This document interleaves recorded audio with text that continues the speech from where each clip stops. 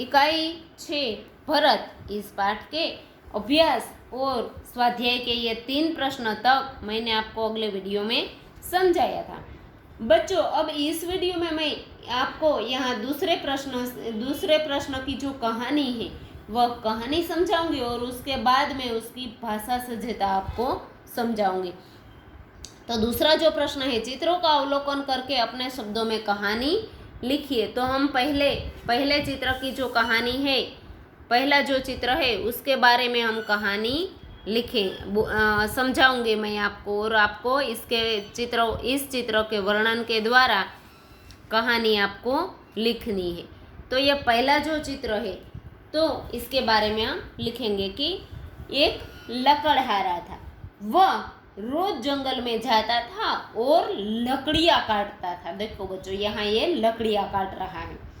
वह लकड़ियाँ काटता था और फिर लकड़ियों का ढेर बनाकर या उसकी गठरी बनाकर फिर वह उसे बाजार में बेच देता था। उससे जो पैसे आते थे उस परिवार से वह अपने परिवार का गुजारा करता था। एक दिन लकड़हारा एक पेड़ पर चढ़कर वह लकड़ी काट रहा था।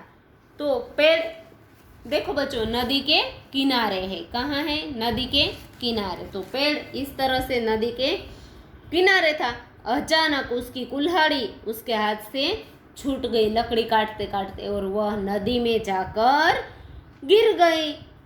फिर लकड़हारा पेड़ से नीचे उतरा और नीचे उतरकर उसने देखा कि मेरी लकड़ी तो नदी में चली गई है। लेकिन फिर बच्चों उसने किया तो उसने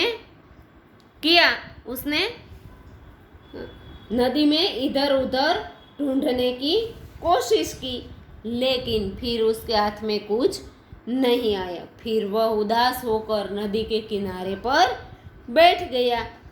संयोग से एक देवदूत वहाँ से गुजरा। देखो बच्चों, ये कौन है? यह देवदूत है और उसकी दृष्टि लकड़हारे पर पड़ी।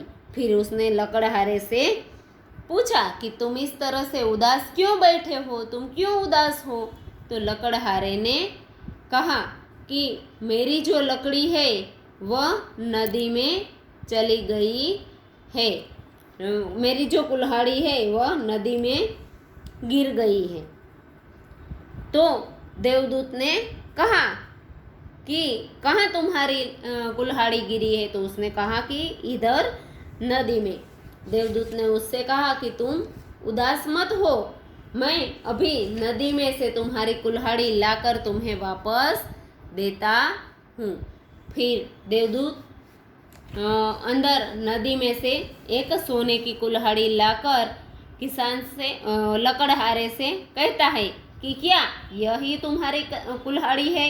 तो लकड़हारे ने कहा नहीं, यह तो सोने की है, यह मेरी कुल्हाड़ी नहीं है। फिर देवदूत ने दूसरी बार डुबकी नदी में लगाई और एक चांदी की लकड़ी लेकर देवदूत वापस आया और फिर लकड़हारे से कहा कि क्या यही तुम्हारी कुल्हाड़ी है? तो फिर देवदूत ने कहा नहीं, यह तो चांदी की है, मेरी कुल्हाड़ी तो लोहे की थी, यह भी मेरी कुल्हाड़ी नहीं है। फिर तीसरी बार देवदूत अंदर गए और लोहे की कुल्हाड़ी लेकर आया और कहा कि क्या यह तुम्हारी कुल्हाड़ी है?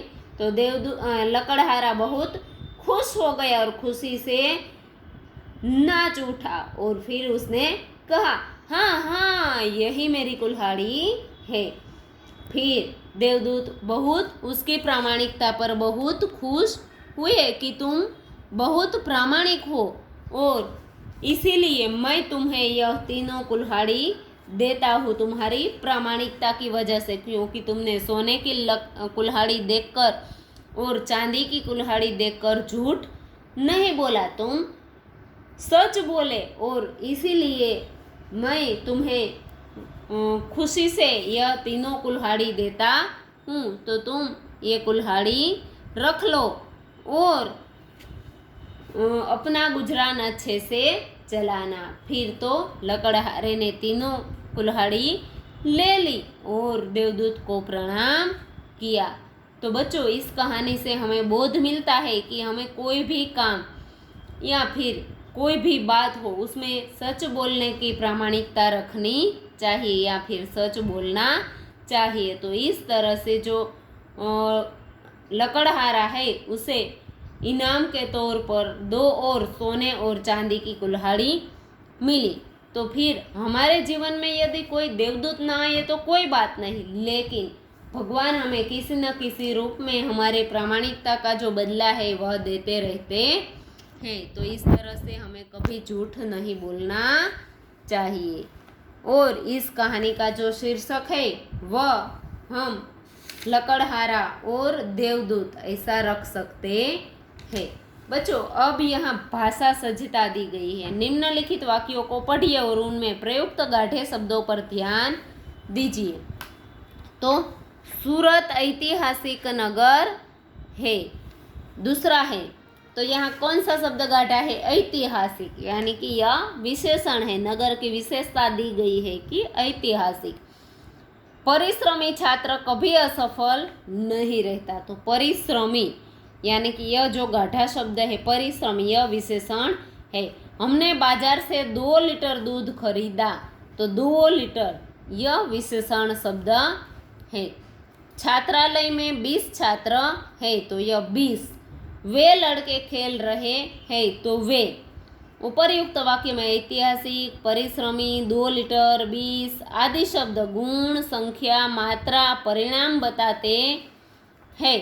ये सभी गाढ़े शब्द किसी न किसी रूप में वाक्य में प्रयुक्त संज्ञा या सर्वनाम शब्दों की विशेषता का बोध कराते हैं, इसीलिए इसे विशेषण कहते हैं।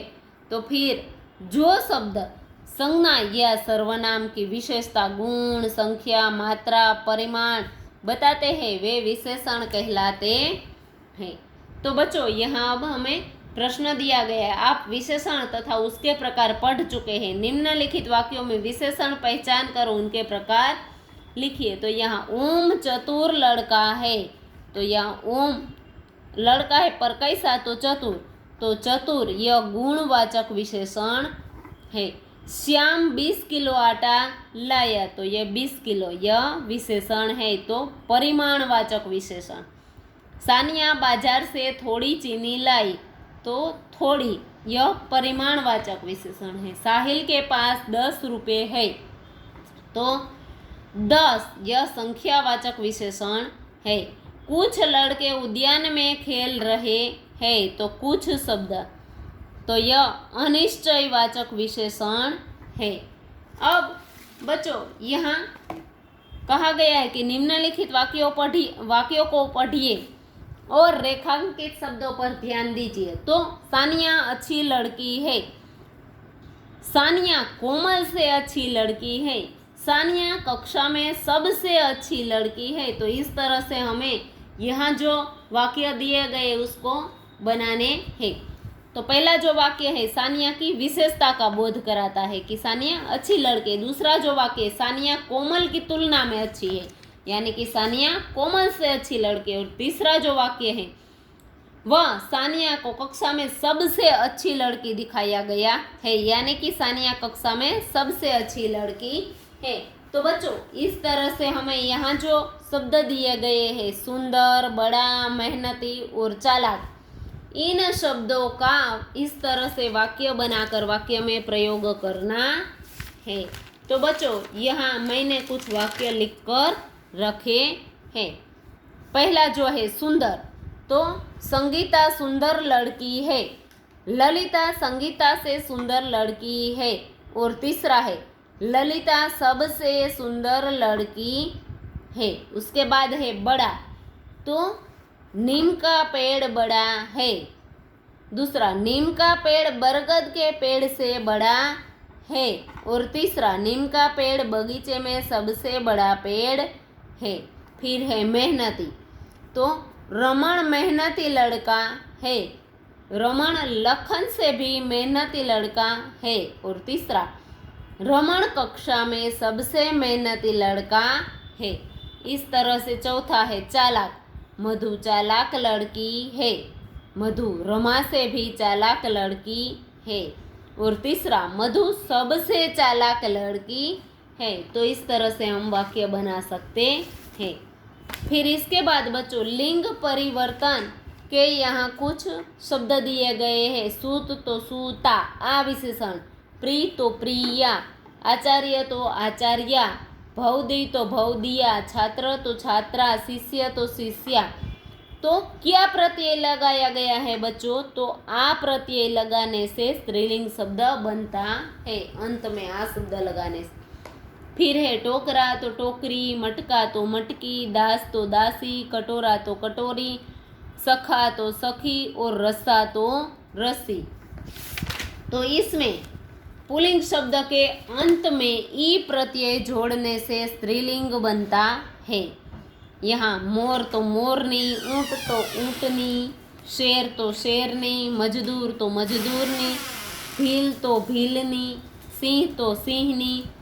तो पुल्लिंग शब्द के अंत में नी प्रत्यय जोड़ने से स्त्रीलिंग शब्द बनता है। फिर है पूजा तो पुजारीन, नाग तो नागिन, पड़ोसी तो पड़ोसीन, सांप तो सांपिन, सुनार तो सुनारिन और माली तो मालिन। तो पुल्लिंग शब्द के अंत में इन प्रत्यय जोड़ने से स्त्रीलिंग शब्द बनता है। तो बच्चों इस तरह से आपको सब शब्द, ये ऊपर शब्द है डिब्बा तो डिबिया, बंदर तो बंदरिया, तो आ को ईया करने से स्त्रीलिंग शब्द बनता है। और फिर है नायक तो नायिका, गायक तो गायिका, तो अंत में अक को ईका करने से स्त्रीलिंग शब्द बनता है। तो यहाँ कुछ उदाहरण के शब्द दिए गए, उनको लिंग परिवर्तन करना है, जो आपको परीक्षा में भी पूछा जाता है। हिरन तो हिरनी, शिक्षक तो शिक्षिका, पंडित तो पंडिताइन। यहाँ ई प्रत्यय, यहाँ ई का प्रत्यय और यहाँ आइन प्रत्यय लगाया गया है।